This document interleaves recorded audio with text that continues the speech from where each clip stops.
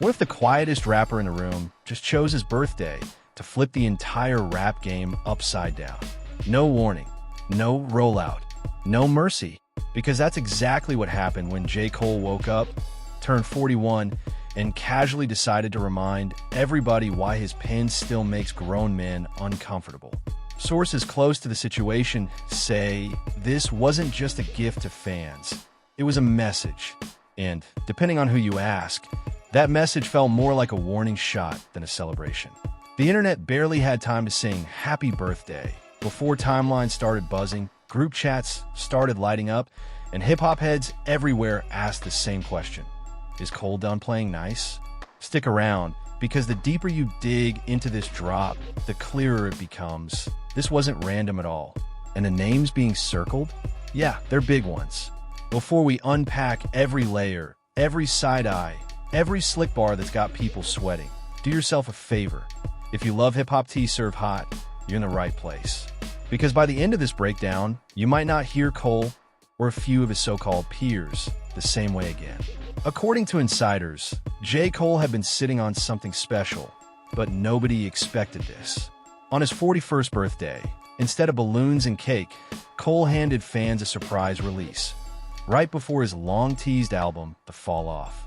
And no, this wasn't the mythical It's a Boy project fans have been whispering about for years. This was something grittier, something more deliberate. The project landed like a flash flood. 4 tracks, just under 12 minutes, hosted by none other than DJ Clue. For hip-hop purists, that detail alone raised eyebrows. DJ Clue isn't just a name. He's a timestamp, a symbol of an era when mixtapes ruled the streets and rappers proved themselves over other people's legendary beats. This wasn't about charting. This wasn't about playlists. This felt like Cole stepping into a time machine, grabbing the raw energy of late 90s and early 2000s hip-hop and dragging it straight into 2026. The cover art? Straight mixtape nostalgia. The vibe? Basement speakers rattling, rewinding bars, and arguing about who snapped hardest. And from the jump, it was clear this wasn't a warm-up. This was a statement. On the surface, this project looks like a tribute. Classic bad boy beats, DJ Clue ad-libs, freestyle energy. But listen closely, and sources say you'll catch the tension underneath the homage. Cole has been vocal about the fall-off era being a dedication to hip-hop's roots, but this tape does more than reminisce. It challenges. Every verse feels like Cole saying, I still belong here, and some of y'all don't. After the events of 2024, when Cole famously stepped back from rap beef and caught endless jokes for it, many in the culture quietly moved him down their imaginary rankings. This tape sounds like Cole noticed and didn't appreciate it. The bars don't feel defensive. They feel surgical, calm, precise, like someone who waited, watched, and chose the perfect moment to remind everyone he can still out-rap almost the entire field without raising his voice. And if you're wondering whether this was intentional, trust me, nothing about this sounds accidental. Longtime fans know J. Cole isn't known for reckless dissing. He's always played the thoughtful observer, the reluctant competitor. That's why this project hits so different. Cole wasn't just rapping, he was aiming. Across these freestyles, he takes slick jabs at current rappers, retired legends turned commentators, and media personalities who've spent the last 2 years talking a little too freely about his legacy. The tone? Cool but cutting. The kind of bars that don't name names, yet somehow feel unmistakably specific.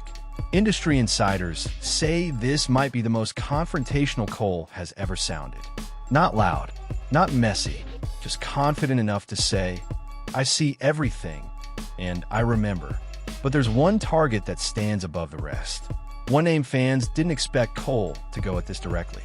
And when listeners caught it, the conversation shifted instantly. Let's talk about the elephant in the room. Because yes, most signs point to Drake being the main character in Cole's lyrical crosshairs. Cole and Drake were framed as allies, collaborators, friendly competition. But sources close to both camps say that dynamic changed after 2024. Kendrick Lamar hinted at it. A$AP Rocky flat out said Drake did Cole dirty.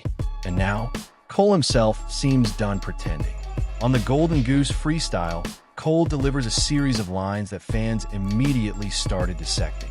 He talks about massive streaming numbers that don't match weak touring results, about industry ties, artificial boosts, fake tough guy personas, and gambling with reputation and legacy. When you stack those clues together, hip-hop Twitter reached the same conclusion within minutes. People can spin it all they want, but there's really only one superstar whose recent history lines up that cleanly. And the coldest part? Cole doesn't sound angry. He sounds disappointed, like someone who finally accepted the truth about a relationship he outgrew. To understand why this matters, you have to rewind. After Cole's public apology and exit from the Kendrick situation, Drake didn't exactly keep things respectful. Subtle digs, questionable song lengths, social media antics, little things that add up when you're paying attention. Fans may have let it slide, but insiders say Cole didn't forget. And this project feels like him drawing a line. He won't take the disrespect quietly anymore. Cole makes it clear he never crossed certain lines. No lawsuits, no courtroom drama, no attacks on the art form itself. In his mind, that matters. And by comparison, he's quietly asking listeners to judge who really stayed true to hip-hop values. If you're shocked by this turn, you're not alone. But many are saying this version of Cole feels more honest than ever. If there's one track fans are calling the heart of the project, it's the Bronx Zoo Freestyle. Cole revisits the same instrumental he rapped over as a hungry teenager nearly 2 decades ago. The symbolism? Heavy. He openly addresses how the apology knocked him out of the top 3 conversations, and how he used that doubt as fuel. Instead of clinging to status, he stepped back, reset, and worked his way up again on his own terms. This isn't bitterness. It's acceptance mixed with ambition. Cole sounds like someone who realized the throne isn't as glamorous as it looks, and decided to rebuild from the ground up just to prove he still can. And honestly, that confidence hits harder than any direct diss. Just when listeners thought the smoke was reserved for megastars, Cole pivoted. On another freestyle, he takes aim at Joey Badass, responding to a year-old jab that many have forgotten. Cole paints a picture of an industry addicted to drama, where artists chase attention through beef instead of bars. He suggests Joey leaned into controversy after an album failed to move the needle, hoping conflict would do what music couldn't. The response isn't flashy, it's philosophical. Cole emphasizes skill over spectacle, discipline over desperation. And in doing so, he makes the gap between their approaches painfully obvious. Now the question is, does Joey respond? And if he does, is he ready for what comes next? On the final freestyle, Cole zooms out and addresses a bigger issue: inflated success. He calls out bot-driven streams, merch bundles, and marketing tricks that create the illusion of dominance without real cultural impact. Many listeners immediately connected the dots to Travis Scott, whose chart strategies have sparked debate for years. While Cole never says the name, the shoe fits uncomfortably well. This isn't hate, it's critique. Cole seems fed up with a game where numbers matter more than influence, and where perception replaces substance. And by saying it out loud, he's challenging the entire system. Rappers weren't the only ones feeling seen. Cole also throws subtle shade at former MCs turned podcasters, voices that once shared the booth and now share opinions. Joe Budden, Jada, Cameron all have questioned Cole's hunger post-apology.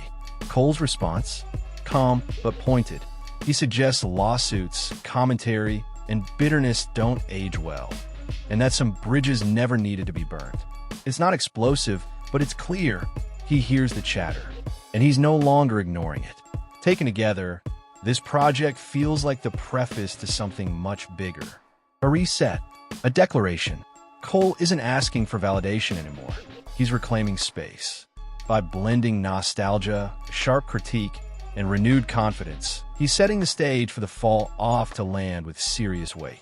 If this is just the warm-up, fans might not be ready for what's coming next. In the industry, they're definitely paying attention now. So here we are. J. Cole drops a surprise birthday tape, reignites old tensions, questions industry norms, and reminds everyone he's still lethal with a mic. All in under 12 minutes. Was this about proving skill? Sending warnings? Exposing fake success?